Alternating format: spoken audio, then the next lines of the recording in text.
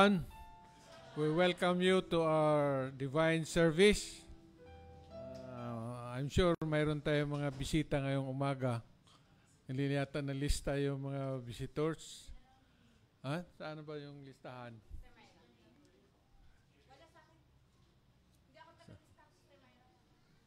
Okay.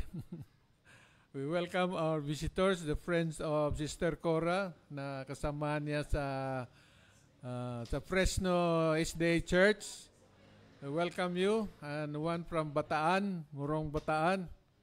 We welcome you to our divine service. Kung sino pa bang mga regular visitors namin, si Brother Heron and his wife, welcome to our church.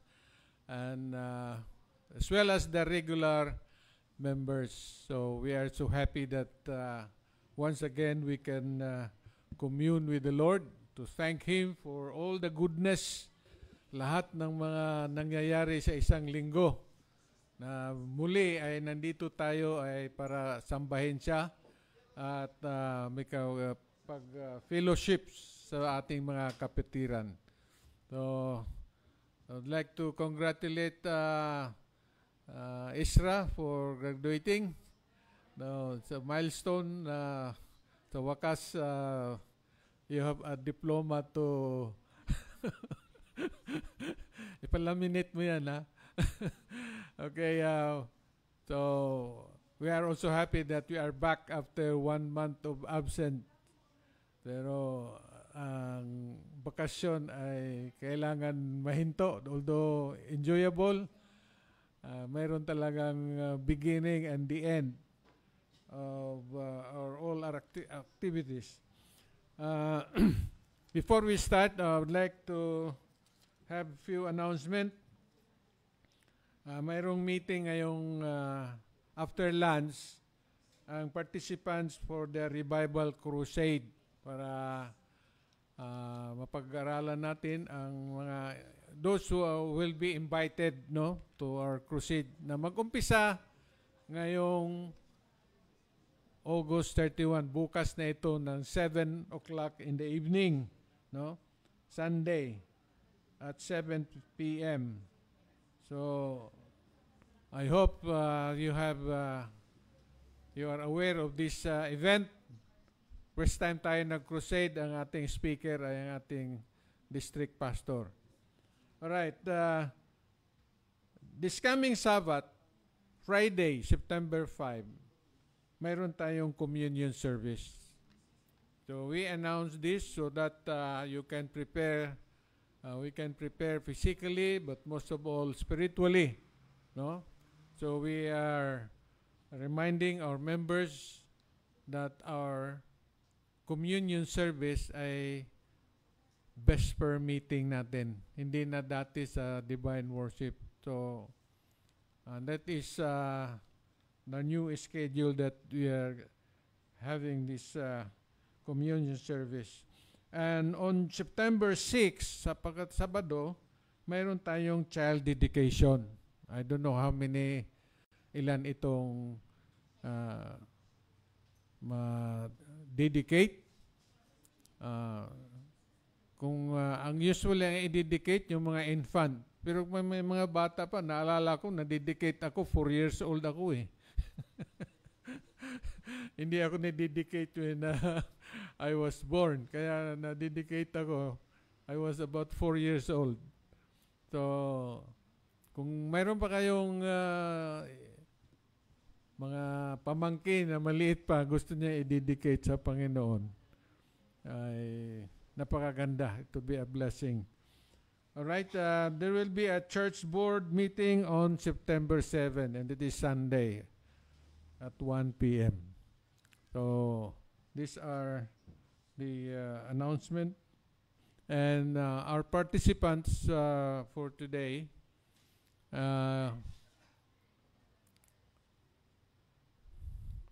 we have the song service will be led by Sister Laverne, and the piano is Sister Mimi. And then scripture and pastoral prayer, Sister Cora Rosales.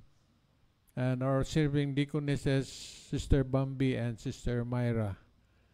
And then ministry and music will be Marian and Jewelson, Sister Marian and Brother Jewelson Umbao. Ang ating speaker ay nagkaroon ng miscommunication. Akala ko nag-communicate yung principal sa academy with Brother Orbit. Yun pala, kaya nawala sa isip ko. But it's good, our pastor, assistant district pastor Ronnie Paginanunan. Kaya nung nakita ko siya kanina, mabuti na lang at nandito siya. He will be our divine worship speaker. Then our closing prayer and meditation prayer. So our program will go on as read.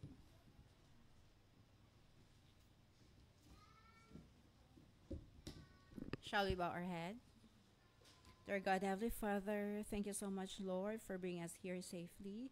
Thank you for this privilege to worship you and to praise your name.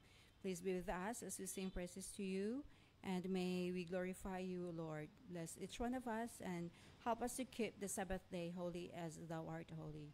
Please also forgive us for the sins we have committed against you. In Jesus' name we pray. Amen. Our first hymn is When the Roll. When the Roll.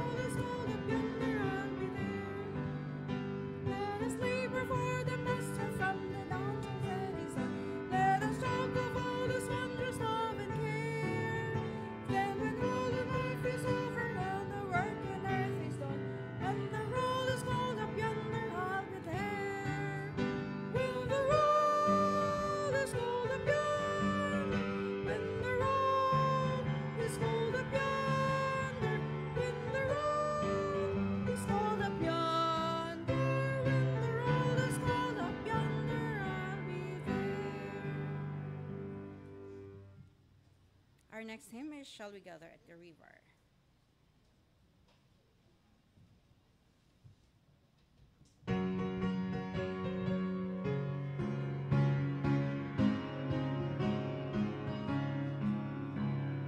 Shall we gather at the river, where bright angel feet are trod, with its crystal tide forever flowing by the throne of God?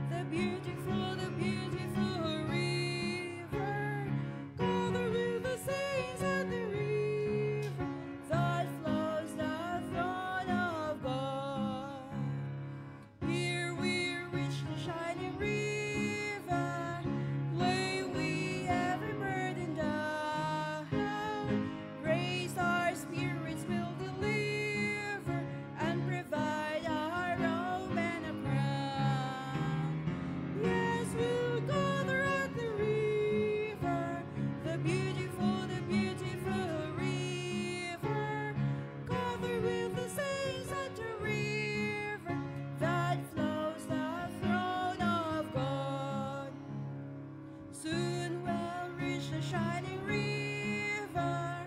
Soon our pilgrimage will cease. Soon our happy hearts will quiver with a melody of peace. Yes, we'll gather at the river, the beautiful river. Gather with the saints at the river that flows by the throne of God.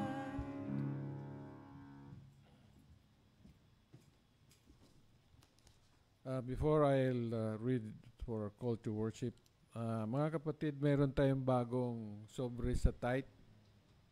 This is good for 1 quarter. Mayroon na itong card sa loob at itong card. So, good for 1 quarter na ito. So, you just ask from Brother Orbit for our new tithe envelope. I would like to read from Psalms 21, verses 3 to 6. For you meet him with blessings of goodness. You set a crown of pure gold upon his head. He asks life from you, and you have it to him. Length of days forever and ever. His glory is great in your salvation. Honor and majesty you have placed upon him, for you have made him most blessed forever. You have made him exceedingly glad with your presence. May all of us show reverence as we worship the Lord this morning.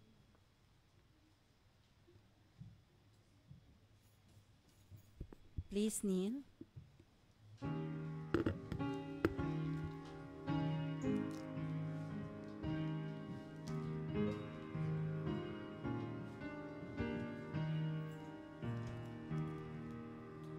Holy, holy, holy, holy is the Lord. Holy, holy, holy, holy is our God. He who always liveth, evermore the same. Heaven and earth he ruleth. Come and praise his name.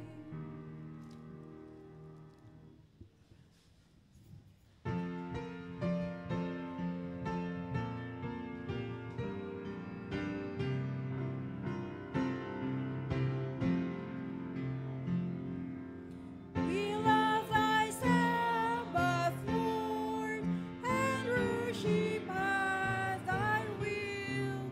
Oh, may these our sweet peace afford, and deeper faith instill. Praise for thy wondrous love, that still this sacred day, as I the dawn may understand, beyond thy sovereign sway. And with a wide rock throne upon Mount Zion be, and joyful sing our Sabbath song through all eternity.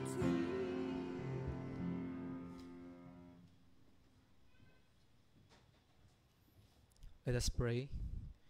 Great God, Heavenly Father, Lord, we praise you and we thank to you because of the fellowship, the Sabbath day that you have given to us, Lord, na kami po ay nandito, gather together, upang kami po ay sama-sama na mag-worship po sa inyo sa Espiritu at katotohanan. Pagpalain niyo po kami, Panginoon, habang kami po ay makinig ng inyong pong mensahe sa araw ng Sabat na ibinigay niyo po sa amin. Sa pangalan ni Jesus. Amen.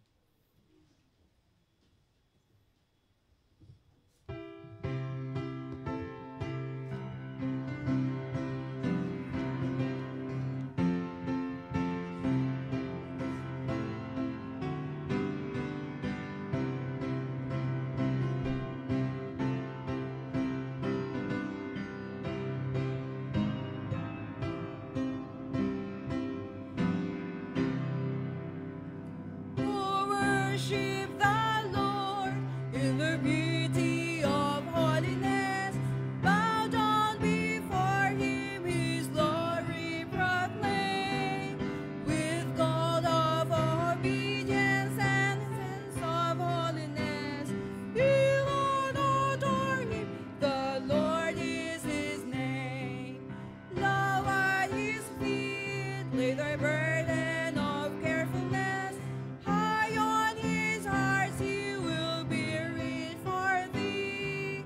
Comfort thy sorrows and answer thy prayerfulness.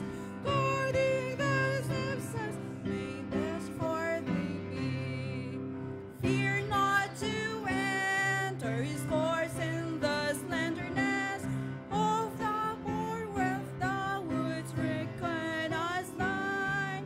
Truth in His beauty and love in His tenderness, these are the offerings to lay on His shrine. Yes, though we bring them in trembling and fearfulness, He will accept for the name that is dear. Mornings of joy and evenings of tearfulness is for our trembling and no for our fear.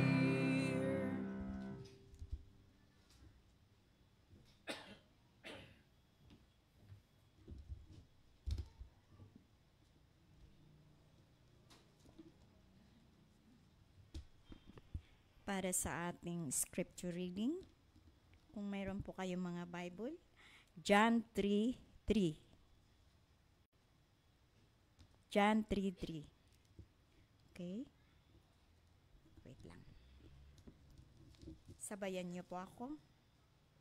Sumagot sa kanya si Jesus, "Katotohanang sinasabi ko sa inyo, malibang ang isang tao'y ipinanganak na muli, ay hindi niya makikita ang kaharian ng Diyos."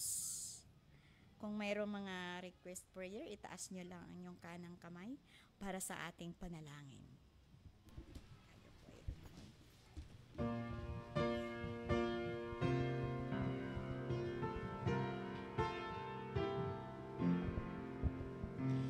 There is a place where Jesus pleads for our salvation. He intercedes that we by grace all sin defeat.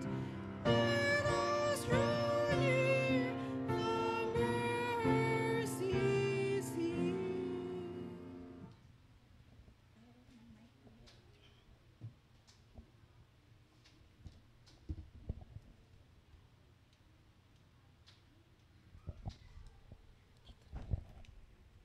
Okay, tayo'y manalangin. Mahabaging dakilang Ama, sa umagang ito kami po ay nagpupuri, nagpapasalamat sa inyong dakilang pagmamahal sa amin. Sa likod ng aming pagkamakasalanan sa inyong banal na presensya, narito kami muli, Ama, humihingi kami ng kapatawaran bago ang lahat ng aming bibigkasin sa aming mga labi, upang sa gayon, Ama, kami ay karapat-dapat sa inyong banal na harapan. Sa umagang ito, sa araw ng Sabat, narito po muli kami, Ama. Sinasamba ka namin, dinadakila, nilalahati, tinataas namin ang inyong banal na pangalan. Nawa, Ama, kami ay narito muli upang papurihan ka sa umagang ito sa aming pagsasamba sa inyo. Pangunahan nawa kami ng inyong Holy Spirit, Panginoon, na siyang mangunguna sa amin na ang mensahe, Panginoon, na aming madinig ngayon sa umagang ito ay kaming lahat ay mabibless. Panginoon, patawarin niyo po muli kami sa aming mga pagkakasala sa inyo, pagkukulang, upang sa gayon, Ama, kami ay kalugod-lugod, kaaya-aya sa inyong banal na presensya. I bless, Ama, ang aming speaker ngayon, si Pastor Ronnie. Panginoon, bigyan niyo po siya ng, i-guide niyo po nawa siya, Ama, ng inyong Holy Spirit, upang sa gayon ang kanyang mga bibigkasin sa kanyang mga labi ay magmula sa inyo, Panginoon. Ganon din po, Ama, ang nagtataas ng kanilang mga kamay upang mga hingiin ang katugunan sa kanilang mga panalangin.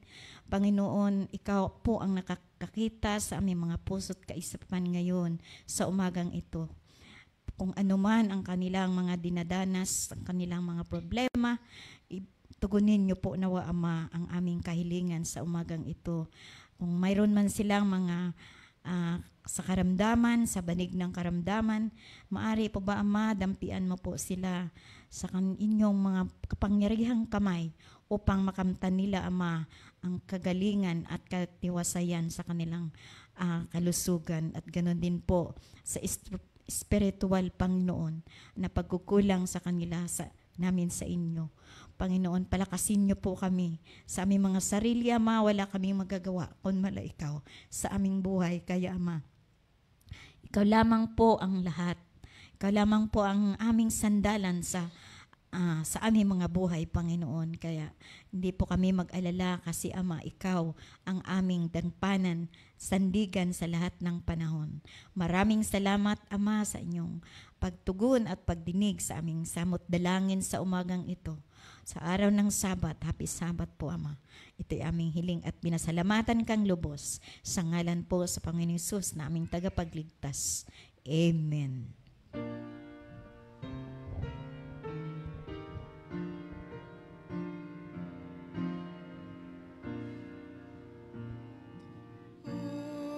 Thou who hearest every heartfelt prayer, with thy rich grace, Lord, all our hearts prepare. Thou art our life, thou art our love and light. Oh, let this Sabbath hour with thee be bright. Amen.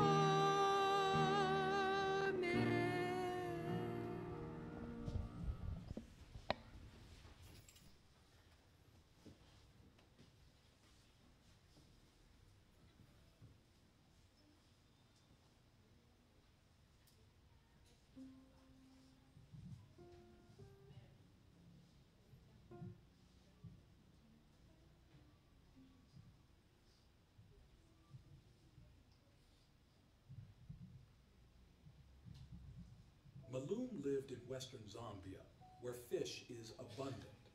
His favorite, the red-breasted bream from the Zambezi River, a true delicacy to him. But almost every time he prepared it, someone would knock at the door, an uninvited guest, just in time to share his meal. Malum was frustrated. One day, as he sat down to enjoy a perfectly fried piece of fish, there it was again, a knock. He froze. Should he ignore it, pretend no one's home, or open the door and give up lunch again? With a deep sigh, Malum got up and welcomed the guest. They shared the meal. Over time, more visitors came, and as Malum kept sharing, the frustration faded. The sighs stopped. Eventually, he found joy, not just in eating, but in sharing. He even came to feel that a meal wasn't complete unless it was shared. Malum discovered that we don't have to feel good to start giving.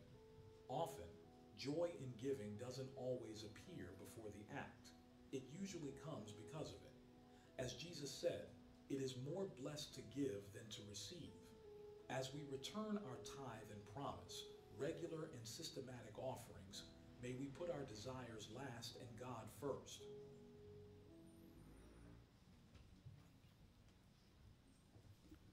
Our deaconesses are now ready to receive our tithes and offering.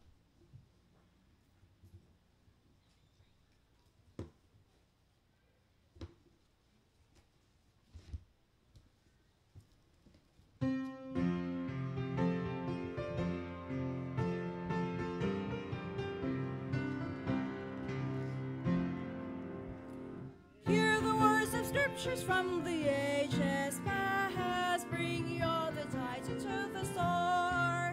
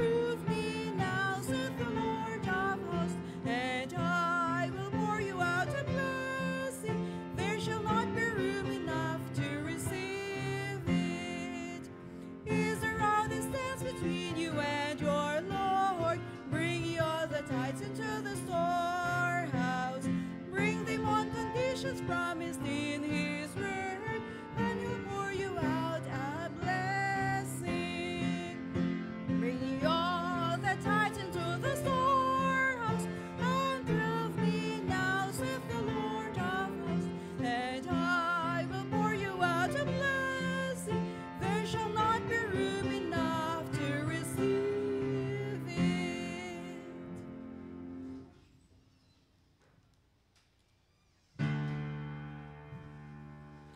Praise God from whom all blessings flow. Praise Him, all creatures here below. Oh, praise Him, hallelujah. Praise Him above the heavenly host. Praise Father, Son, and Holy Ghost. Oh, praise Him, hallelujah, hallelujah, hallelujah.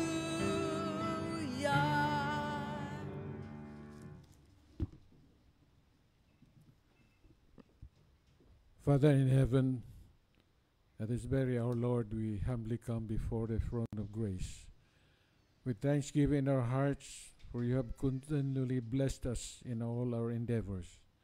And today we worship you through our tithes and offerings. May this tithes and offering, Lord, will continue to support the work throughout the mission field. We pray that all those who have given and those who are not given, Lord, may you will continue to bless them as we continue to support your work. Thank you, Lord, for giving us this privilege of returning our tithes and giving of offerings. We ask all these things in Jesus' name we pray. Amen.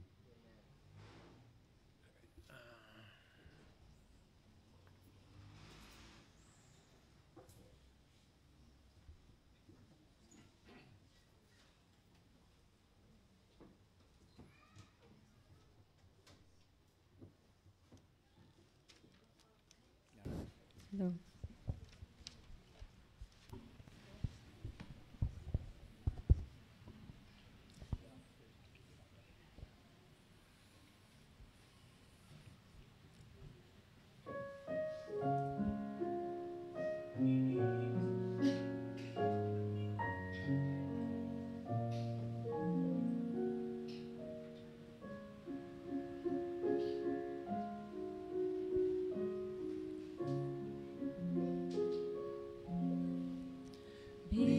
Begin my tongue some heavenly theme, and speak some boundless thing. The mighty works or mightier name of our eternal King. Tell of His wondrous faithfulness, and sound His power abroad. Sing the sweet promise of His grace, the love and truth of God.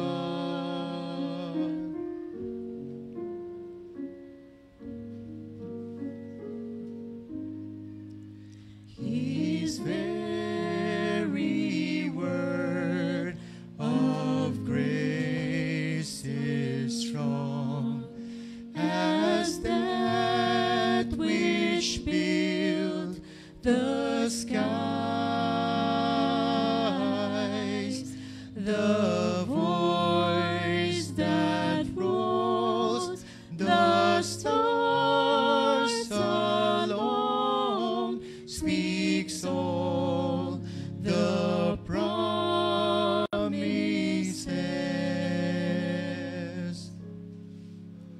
O might, I hear thy heavenly tongue, but whisper thou art mine. Those gentle words should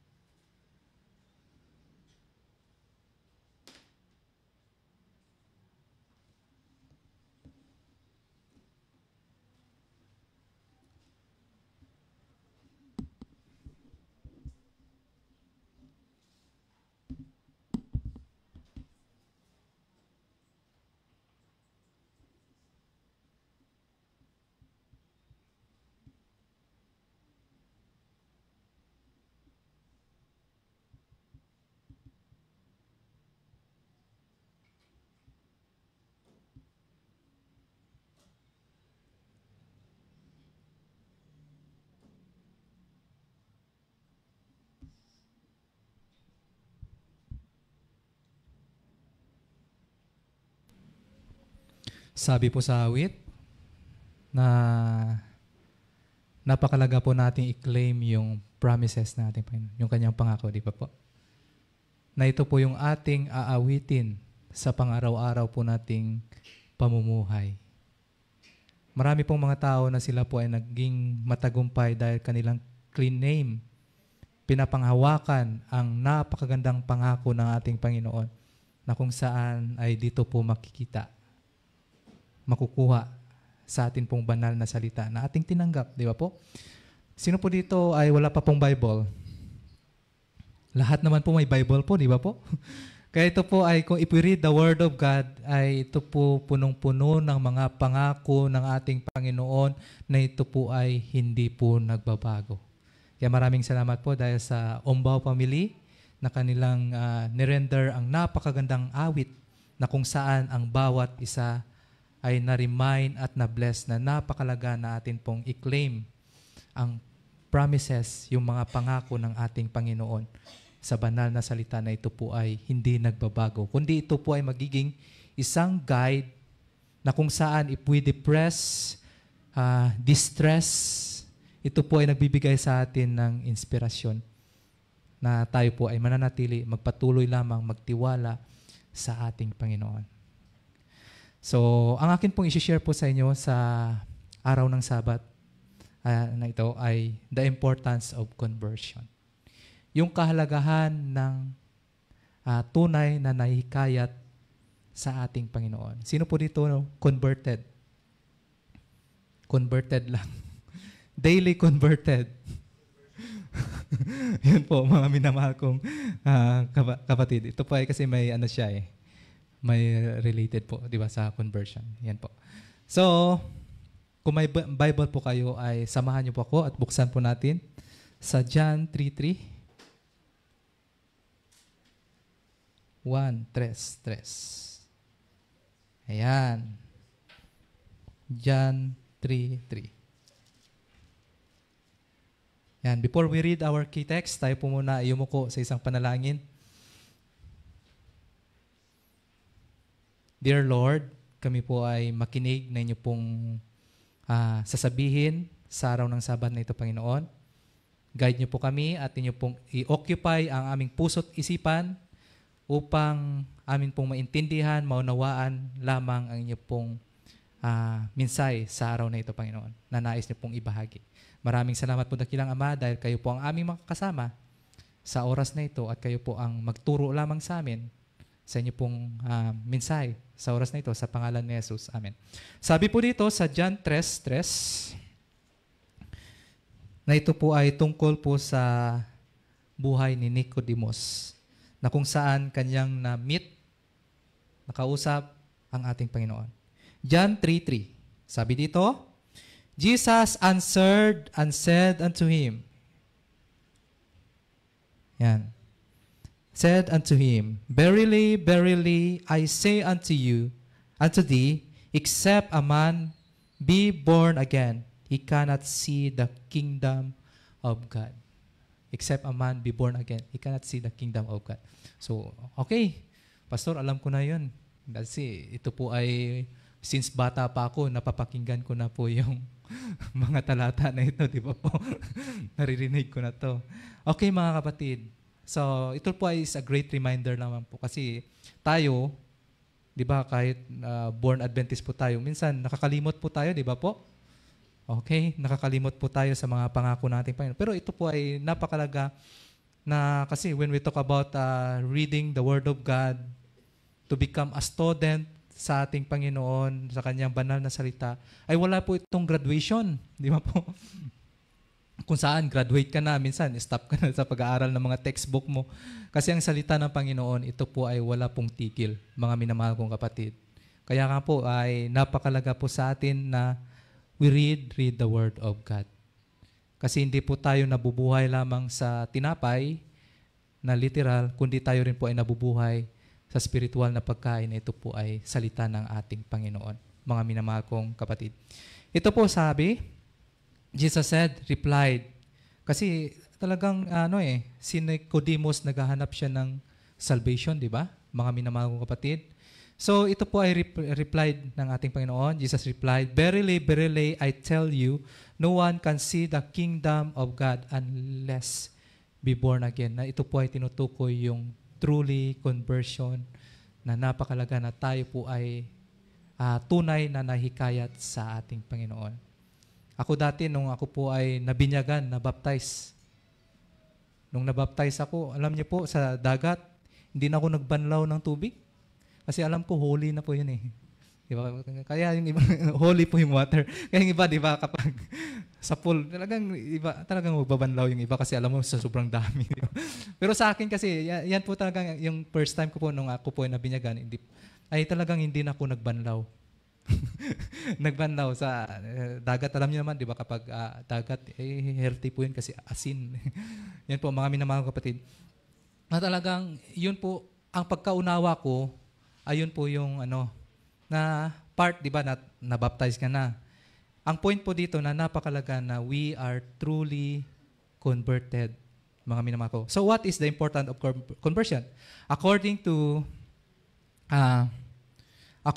Ephesians chapter 2 verse 1, why do we need to be converted? "And you hath he quickened, who were dead in trespasses and sins." Yun po, mga minamahal kapatid, na tayo po ay namatay na sa nakaraan po nating buhay. Kung tayo po ay makasalanan that time, ay ikaw ay kung saan nagpabaptize, ay iiwanan mo na yung nakaraan mong pamumuhay na kung saan alam mo personally na yun po ay kasalanan sa ating Panginoon. "And you had he quickened, you were dead in trespasses and sins," mga minamahal ko. Ephesians chapter 2 verse 3, "Among whom also we all had our conversion in times of past in the last of our flesh, and fulfilling the desires of the flesh and of the mind, and were by the nature of the children of the wrath, even as the others." Ephesians chapter 2 verse 3. Na ito po, mga minamahal kong kapatid, according sa writings ni Ellen G. White, the stronger, yung makapangyarihan na tao ay yun ay sa buong mundo, ay yun po ay kaya niyang i-conquer ang kanyang sarili. Hindi po na siya po ay magpapaalipin sa kanyang sarili. Minsan, mga minamahal kong kapatid, ang ating kalaban na po yung ating sarili. Di ba po? Yung ating sarili lang po yung kalaban natin. Ayan. Pero kung kaya nating i-conquer yung ating sarili, ay we are strong na pinakamakapangyarihan tao sa buong mundo. Yan po, mga minamahal ko kapatid. Ayan. So what is conversion? Ano ba talaga yung conversion? Yan. So the conversion, ito po ay the work of the Holy Spirit, which produces a change of attitude toward God and create a new capacity for knowing God. Yan po. Ito po yung conversion. Sino po dito na-convert dahil magaling po yung preacher? Di po. Wala naman po siguro, di ba?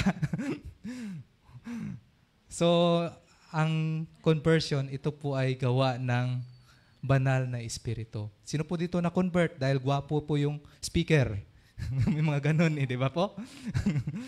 So, yun po mga minamahal kong kapatid, kung tayo po ay na-convert dahil sa nakita natin yung maganda po doon yung speaker or yung preacher, hindi po yun true conversion.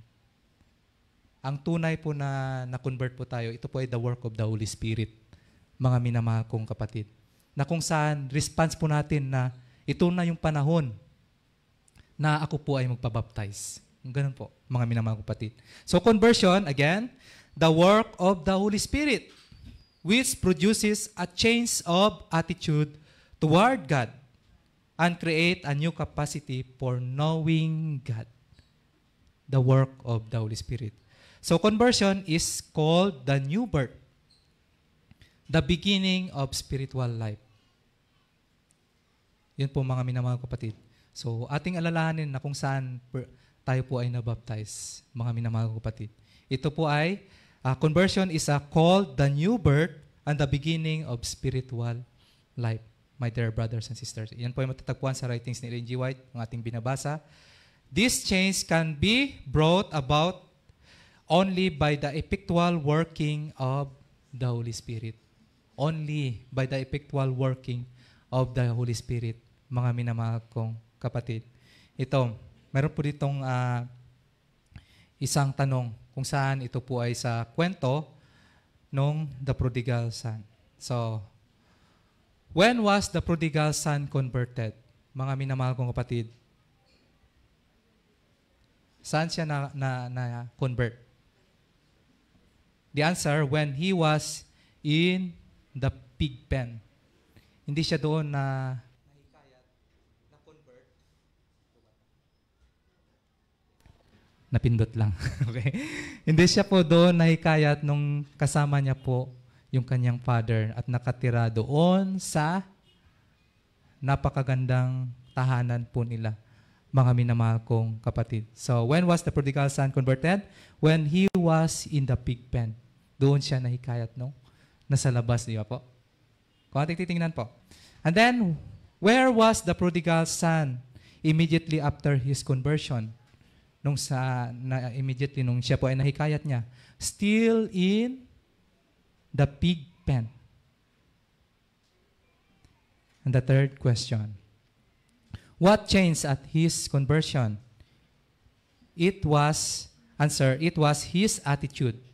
His attitude toward his father underwent a major change. So ito po mga minamahal kong kapatid, kung ating titingnan po, di ba, na through the experience mismo ng prodigal son, doon siya nahikayat. Di ba? Dahil doon siya natuto na totoo ang sinabi ng tatay ko. Yung kanyang mga advice. Pero pinagbigyan, di ba po? Sige, gawin mo yung ano mo. Yan. Kasi, yun po mga minamahal ko kapatid. So, the prodigal son ay siya po ay nahikayat na convert doon sa pig pen. Na kung saan nagkahirap-hirap na siya. Doon niya na-realize na totoo talaga ang advice, ang turo ng tatay ko. At siya ay nagbago dahil sa kanyang experience at nabago ang kanyang attitude. So, conversion creates a new capacity for knowing God. Amen? So this is one of the miracles that the Holy Spirit accomplishes at the time of conversion. Mga minamahal kong kapatid. Kasi tayo, di ba, when we talk about the salvation, nung bago po tayo nag-decide na magtanggapin ang katotohanan, magpabaptize, that's a part of justification, right? Na tinanggap mo si Kristo na iyong personal na tagapagligtas. Kaya nga po ginaya mo yung kanyang baptism. Yun po. Na ito po ay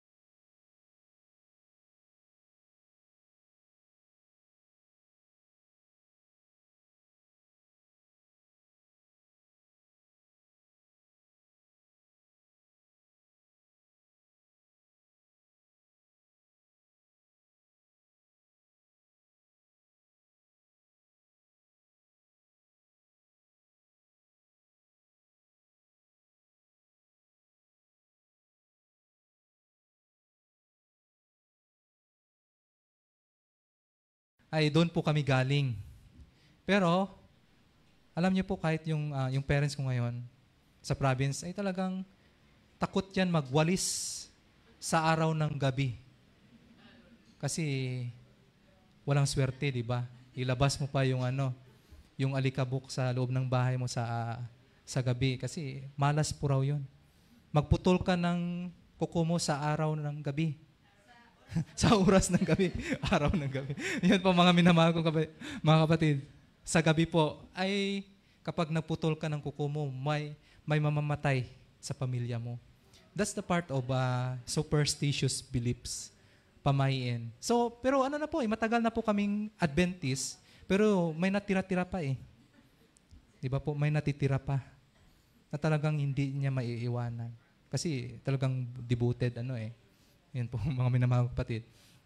Pero I respect that.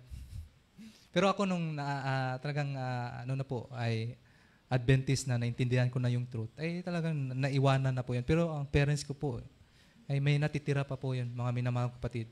Minsan kapag may nilagnat na parte ng pamilya po namin, katulad ng panganay ko, ang panganay po namin, yung kuya ko po, ay minsan alam niyo po yung parang lalapit ka sa yung albularyo, tapos magpagawa doon, dadasalan niya, tapos yung damit ng kuya ko, talagang may ikakatay pang manok. Parang ganun pa rin po. Yung term nila na mahikaw, yung mga term yan sa province. Ganun pa rin yung ginagawa ng parents ko po. Pero yan, tuwing araw ng Sabat, sumisimba. Kaya that's a part na mayroon pong natitira po, mga minamahal kong kapatid. Pero patuloy kong nire-remind, pero hindi pa rin hindi pa rin siya nakikinig. Pero siya po ay member naman, hindi naman po siya leader sa church. Dahil po kasi napaligiran po kami ng mga devoted talaga po eh. Pero mga katabi niya rin po may mga kapatid na Adventist, pero mga relatives po namin ganun talaga. Minsan may mga advice, sige, ang tagal na nang nilalagnat yung kuya ko, talagang mag-a-advise siya na dito, lapit ka dito sa relatives po natin. Kasi may mga relatives din po kami na talagang albularyo. Yun po mga minamahal ko kapatid. So tulong, mura na yung bayad, ay ganun po yung ginagawa. So ang point ko dito na talagang sa part kung tayo po ay minsan baby pa talaga, kahit matanda na po yung edad, pero baby sa faith, dahil matagal mag-matured, yun po ay talagang mayroon pong natitira na ganung pamahiin, mga minamahal kong kapatid. Pero ako, ay kahit hating gabi, minsan, dahil sa sobrang busy, puputol ako ng kuko. Kasi alam ko na hindi po naman totoo yan.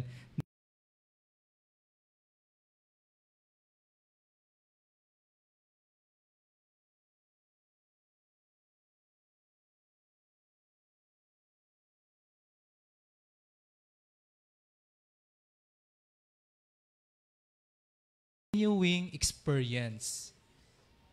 Conversion and repentance are continuing experience. Hindi lang po na isang beses ka. Nung ikaw po ay nabaptize, talagang yun lang yun. Pero sa ating panahon ngayon, ay wala na. Luke chapter 9 verse 23, at sinabi niya, sa lahat kung ang sinumang tao ay ibig sumunod sa akin, ay tumanggi sa kanyang sarili at pasanin sa araw-araw ang kanyang krus at sumunod sa akin. So sa araw-araw po yun, hindi lang po nung ikaw ay na-baptize. Araw-araw po ay talagang mayroon po tayong pasanin. Pasanin natin yung cross, mga minamahal kong kapatid. Na yung cross na yun minsan ay yung mga challenges, di ba? Challenges.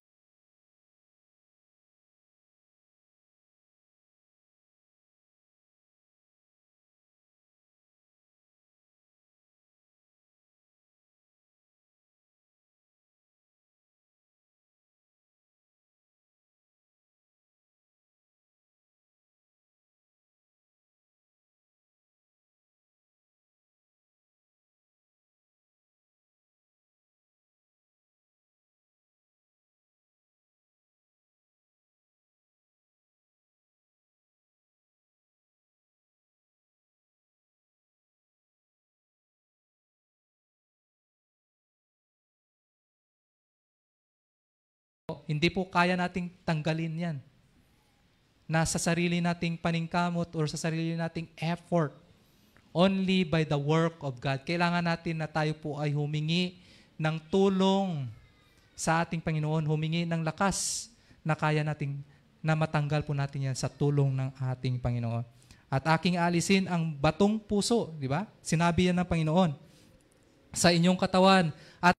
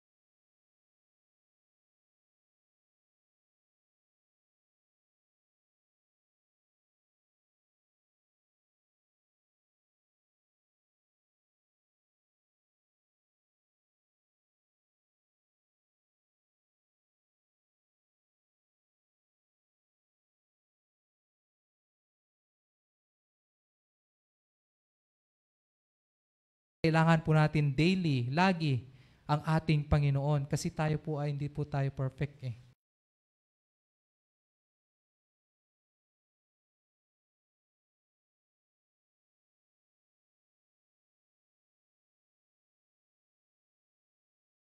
We have valued it. So we recognize that we have lived independently of Him. Na tayo po ay namumuhay na nakadepende po sa Kanya, hindi po nakadepende sa ating sarili. So we see our desperate conditions and realize our need of His salvation.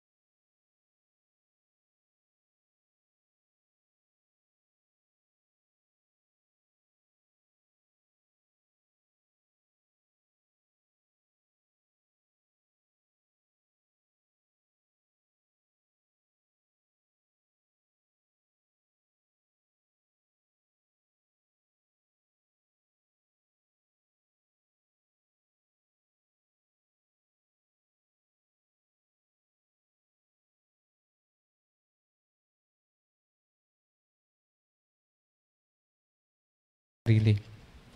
And then, dito na po tayo sa ikapito. Malapit na po tayo matapos. Repentance brought about by the renewed realization of our sinful condition, which makes the grace of God's is necessity. God and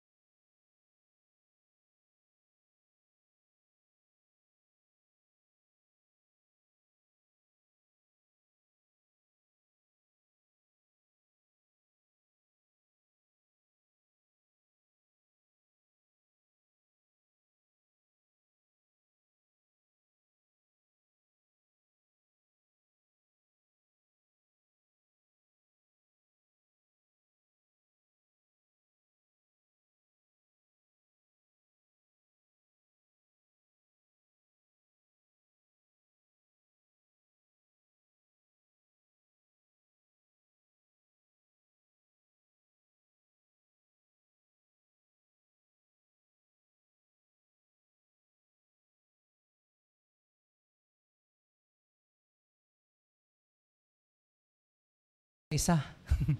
Kapag nandun na, first time agad-agad, di ba po? Alam niyo po, si Mary, siya po ay nagsakripisyo. 7 beses po siya na lumapit sa ating Panginoon, seeking His prayers in His behalf to cast out the demons that controlled her life. Mga minamahal kong kapatid. Kaya po, mayroon po tayong part na talagang magsakripisyo po tayo daily para lumapit sa ating Panginoon. Katulad dito kay Mary, di ba? Kaya po yung iba po dyan na, di ba, kung mayroon po tayong prayer, talagang huwag po tayong mapagod na ipag-pray po natin sa Panginoon. Yun po mga minamahal kong kapatid. For example, mayroon po tayong kapamilya na kung saan ay nire-reach out po natin or kamag-anak na nire-reach out po natin, ay huwag po tayong mapagod na ipag-pray po natin siya daily. Yan po, mga minamahal kong kapatid. Katulad nito si Mary na talagang 7 times seeking His prayers in His behalf to cast out the demons that controlled her life. So it took time for her to understand how to stay surrender to Him all the time. Ito po si Mary Magdalene. So, but she was now seeking fellowship with Jesus instead of running from Him. So dahil nabago si Mary Magdalene, her direction had changed. Yung kanyang buhay, direction sa kanyang buhay. She had a new capacity for knowing and loving God. Ito po yung experience ni Mary Magdalene. So the precious graces of the Holy Spirit are not developed in a moment. Yan po, not developed in a moment. It's a process. So courage, fortitude, and meekness, faith, and unwavering trust in God's power to save are acquired by the experience of the years. Mga minamahal kong kapatid. Hindi agad-agad naman na ikaw ay talagang magiging the best ka kaagad, di ba? For example, kaya nga it's a process po, mga minamahal kong kapatid. Kaya po, for example, sa atin po mga bagong kapatiran, it's a process po yung pag-grow.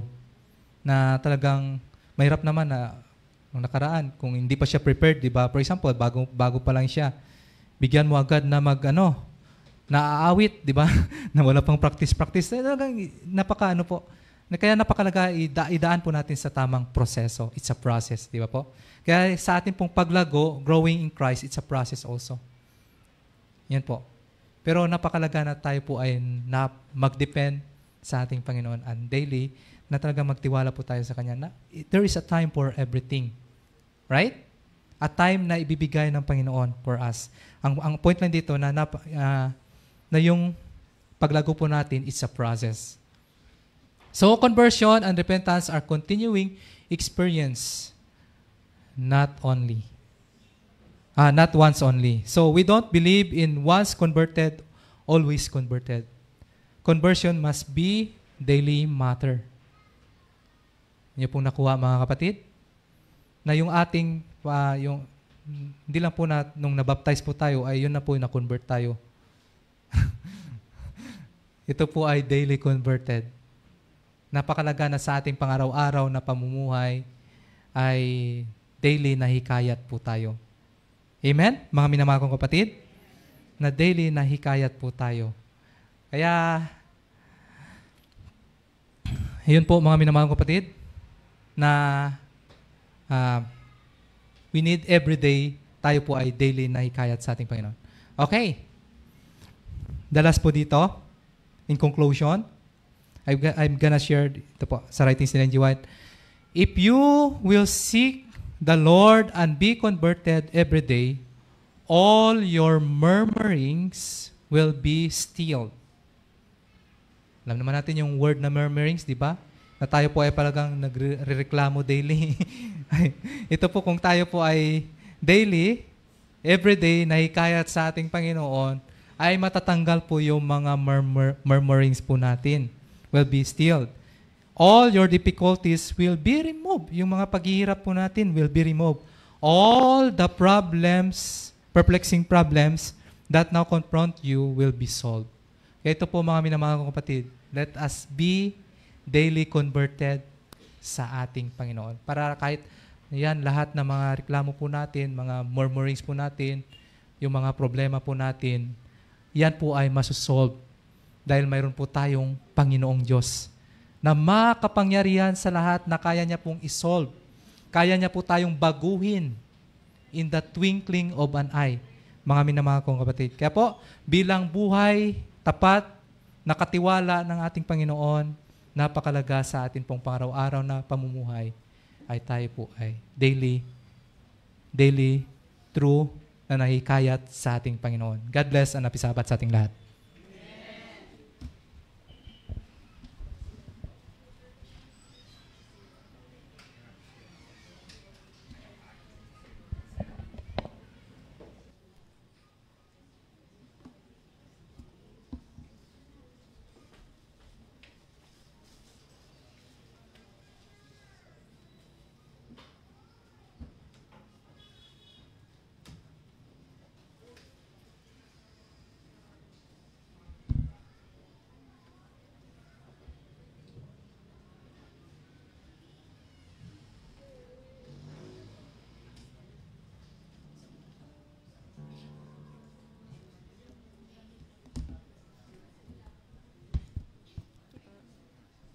To close, let's sing our hymn of consecration, I Know Whom I Have Believed.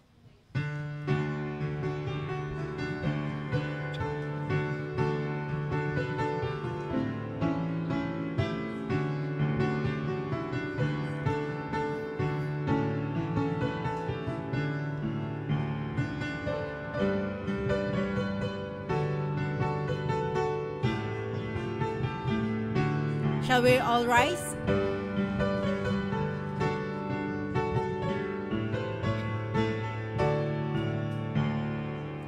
I know not why God's wondrous grace to me is half made known, nor why unworthy Christ in love redeemed me for His own. But I know whom have I believed, and I'm persuaded that He is able to keep that which I've committed unto Him against that day. I know that now this saving faith to me who did impart, not of believing in His word, doth peace within my heart. For I know whom have I believed, and I'm persuaded that He is able to keep that which I've committed unto Him against that day. I know that how the Spirit moves, convincing men of sin, revealing Jesus through the Word, creating within Him. But I know whom have I believed, that He is able to keep that which I've committed unto Him against that day. I know not when my Lord may come, at night or noonday fair, nor if I walk the vale with Him, or meet Him in the air. For I know whom have I believed, and I'm persuaded that He is able to keep that which I've committed unto Him against that day.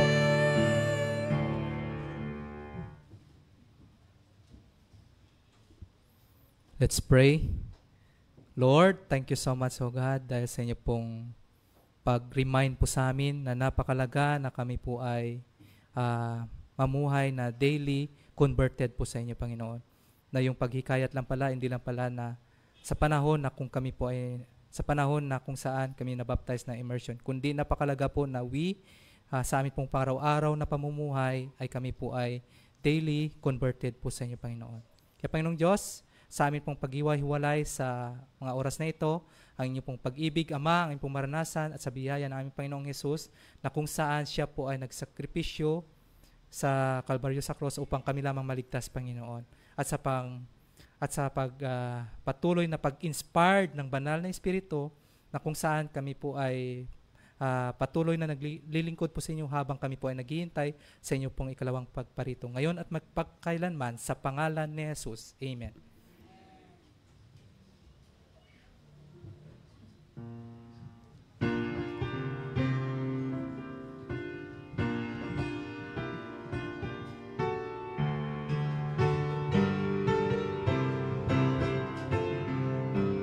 There we go.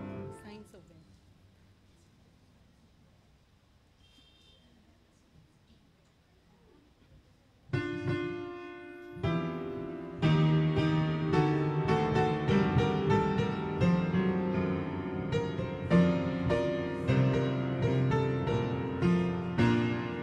Signs of the end are fast fulfilling.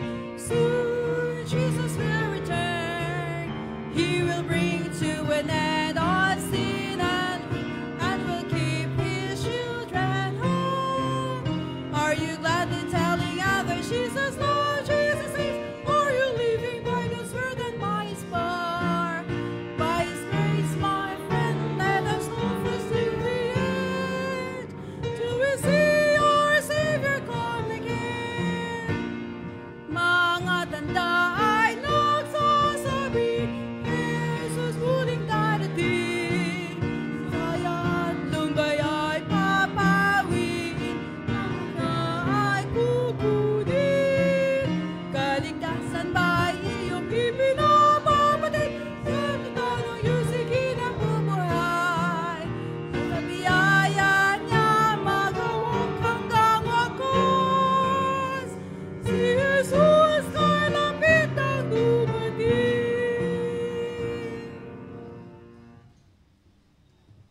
Let us sit for a while.